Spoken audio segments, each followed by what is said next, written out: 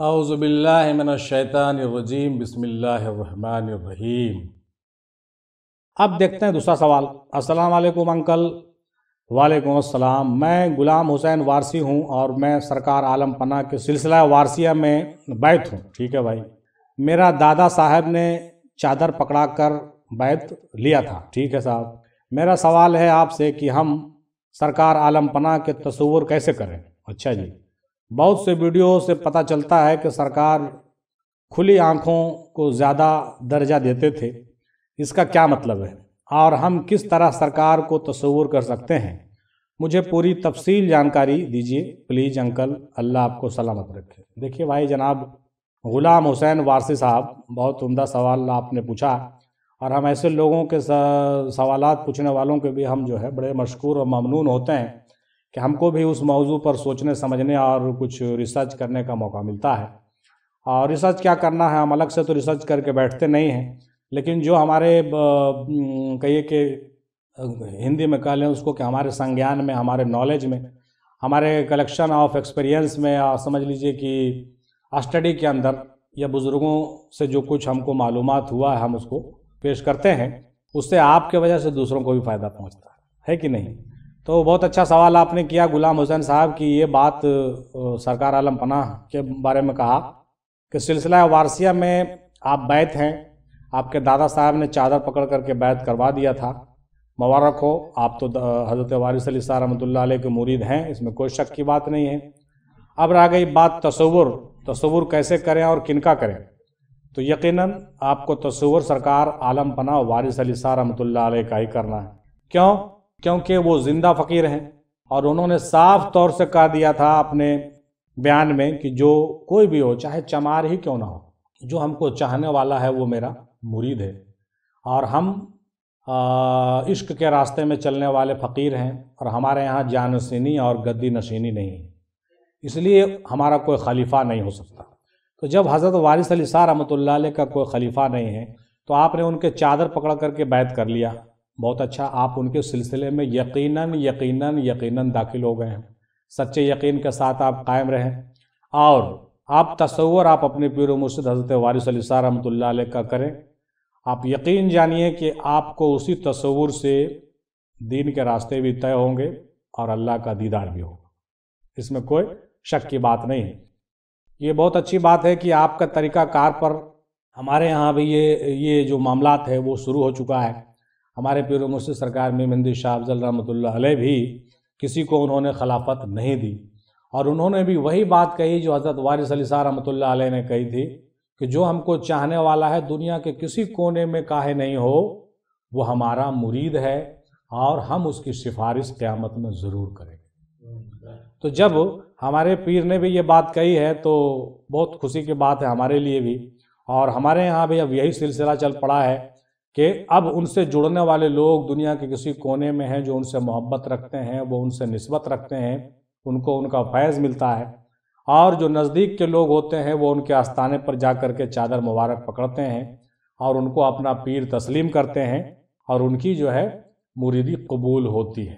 انشاءاللہ قیامت تک یہ بات قبول ہوتی رہے گی، کیونکہ فقیر جو کہتا ہے اللہ تعالیٰ اس کا لاج رکھتا ہے۔ امید ہے کہ آپ کو بھی یہ بات سمجھ میں آ گئی ہوگی کہ کس طرح سے آپ مرید ہو گئے اور کس طرح سے آپ تصور کریں۔ اب رہ گئی بات یہاں پر ایک بہت زیادہ ضروری بات یہ ہے جس کا ہم چرچا کرنا چاہیں گے، وہ یہ ہے کہ آدمی مرید تو ہو جاتا ہے، ٹھیک ہے، لیکن اس کی تعلیم تربیت بریک ہو جاتی ہے، ٹھیک ہے نا؟ جب مرید ہو گیا تو اب ضرورت اس بات کی ہے کہ اس کو تعلیم تربیت بھی لینا ہے، صرف مرید ہونے سے تو کام نہیں چلے گا نا بھائی۔ اب یہ ٹرینڈ بن چکا ہے بہت جگہ، ہر جگہ، بلکہ اب جو ظاہری طور سے کسی پیر سے مرید ہوتا ہے اس کا بھی یہی کہانی ہے، اور جو چادر پکڑ کے ہو رہا ہے اس کا بھی یہی کہانی ہے کہ صرف مرید ہی ہونا اور کچھ کرنا ورنا ہے نہیں، سال میں ایک بار چادر چڑھا لیا، قوالی سما میں بیٹھ گئے اور کچھ نہیں۔ میرا یہ کہنا ہے، آپ کے سوال کے جواب کو سننے کے بعد یہ بات ذہن میں میری آئی کہ آپ جو ہے صرف چاہے جیسے بھی بیعت ہوئے ہیں، پیر آپ نے کسی کو بنا لیا، پیر ہو گیا اور مرید ہو گئے، لیکن اب آپ کو کچھ کرنا ہے۔ کچھ کرنا ہے مطلب کیا؟ آپ کو اس راستے میں چلنے کی تیاری کرنی، ٹھیک ہے؟ اور ہم ایسے لوگوں کو یہ بھی کہیں گے کہ اگر آپ کو اس راستے میں چلنے کی تیاری کرنی نہیں ہے تو آپ کو مرید ہونے کی کوئی ضرورت نہیں۔ کیوں مرید ہو رہے ہیں بھائی؟ مرید ہونے کے لیے آپ کے پیچھے کوئی وجہ تو ہے نہیں، ہے نا؟ اگر آپ مرید ہو رہے ہیں تو آپ کو اس راستے میں چلنا چاہیے، اور اگر چلنا ہے تو چلنے کے لیے آپ کو تربیت لینا ہوگا، اور تربیت لینے کے لیے جو ظاہری پیر آپ جس سے مرید ہوئے ہیں وہ اگر تربیت آپ کو کر رہا ہے ٹھیک سے تب تو ٹھیک ہے، اور نہیں تو آپ دادا پیر کو پکڑیے، وہاں سے تربیت لیجیے۔ اگر وہاں بھی کوئی نہیں ہے، سب وصال کر چکے ہیں، تو اپنے پیر بھائیوں میں سے کسی ایک سینئر پیر بھائی کو ڈھونڈیے اور ان کا ریسپیکٹ کیجیے اور ان کے ساتھ اٹھنا بیٹھنا کیجیے اور تربیت لیجیے، ان کی رہبری لیجیے۔ یہ ہو گیا۔ اب اگر آپ کو وہ بھی دستیاب نہیں ہے تو پھر وہ والا راستہ جو آپ کا ہے کہ بھائی آپ نے چادر پکڑ کر کے بیعت کر لیا، تو چادر پکڑ کر کے بیعت کرنے کے بعد بھی وہاں بھی آپ کو رہبری چاہیے کہ نہیں چاہیے؟ وہاں بھی دیکھیے کہ آپ کے پیر بھائیوں میں کوئی اگر سینئر ہے تو ان کے پاس اٹھنا بیٹھنا کیجیے، ان سے رابطہ قائم کیجیے، ان سے آپ جو ہے طالب ہوئیے، اور باقی کا جو سلوک کا جو کام ہے، ذکر اذکار ہے، وہ لینا شروع کر دیجیے اور ان سے رہنمائی حاصل کی۔ بعض جگہ میں کیا ہوتا ہے، بلکہ زیادہ تر جگہ میں یہی ہوتا ہے کہ ہاں ٹھیک ہے بھائی ہم تو مرید ہو گئے، ارے وہ بھی وہیں سے مرید ہے، ہم بھی وہیں سے مرید ہے، تو وہ بھی میرا پیر بھائی، یہ بھی میرا پیر بھائی ہے، وہ سینئر ہے تو کیا ہوا، ہم اس سے کم ہے کیا، ہمارا بھی تو پیر وہی ہے۔ تو یہ سوچ تھوڑا سا الٹا ہو جاتا ہے۔ یہ سوچ لے کے چلیے گا تو پھر آپ کو کون گائیڈ کرے گا؟ نہیں کرے گا۔ تو اپنے پیر بھائیوں میں سے کوئی آدمی اگر جس کا اخلاق اچھا ہو، کردار اچھا ہو، تعلیم اچھی ہو، اس کے پاس جب آپ اٹھنا بیٹھنا کیجیے گا تو وہ آپ کو کیا کریں گے؟ تعلیم تربیت آپ کو دیں گے۔ اور یہ ہوتا ہے اچھے خانقاہوں میں اکثر ہوتا ہے، اور یہ ہونا چاہیے۔ اگر نہیں ہوتا ہے تو میرا یہ ماننا ہے کہ ضرور ویسے سینئر پیر بھائیوں کو آگے آنا چاہیے۔ ہم تو ہر خانقاہ کے لوگوں سے یہ بات کہتے ہیں کہ بھائی حضرت کا وصال ہو گیا تو اب ان کے خلیفہ کون ہیں؟ فلاں ہیں۔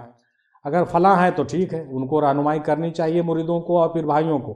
اگر وہ نہیں کر رہے ہیں تو بہت بڑا جو ہے کہیے کہ ایک یوں سمجھ لیجئے کہ گناہ بھی کر رہے ہیں، اس میں کوئی شک کی بات نہیں۔ ان کو آگے آنا پڑے گا، ان کو آگے آ کے رہنمائی کرنا چاہیے، ہے نا بھائی؟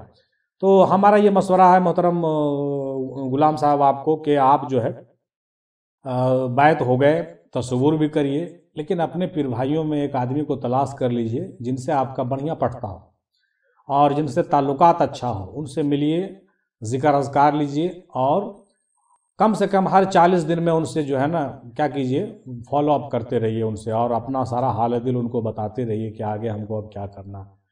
تو یقین جانیے اگر وہ سچے سچے اس راستے کے راہی ہوں گے تو وہ آپ کو اپنے ساتھ لے چلیں گے آگے کی طرف، اور اگر وہ حسد اور بغض والے ہوں گے تو نہ وہ خود آگے بڑھیں گے نہ آپ کو آگے بڑھائیں گے۔ ویسے لوگوں کو پھر ساتھ چھوڑ دیجیے، ہے کہ نہیں؟ اور پھر استدعا کیجیے، دعا کیجیے بارگاہ میں، اپنے پیر کے بارگاہ میں عرضی پیش کر دیجیے کہ حضور آپ تو دنیا سے چلے گئے اور ہم پیر تو آپ ہی کو مانتے ہیں، آپ ہی سے ہم نے بیعت بھی لیا، تو آپ ہی میرے لیے کوئی ایسا راستہ نکال دیجیے کہ ہم کو کوئی رہبر مل جائے۔ تو انشاءاللہ تعالیٰ آپ یہ پکا یقین کیجئے کہ وہ آپ کے لیے کوئی نہ کوئی رہبر نکال دیں گے کہیں نہ کہیں سے، ہے نا؟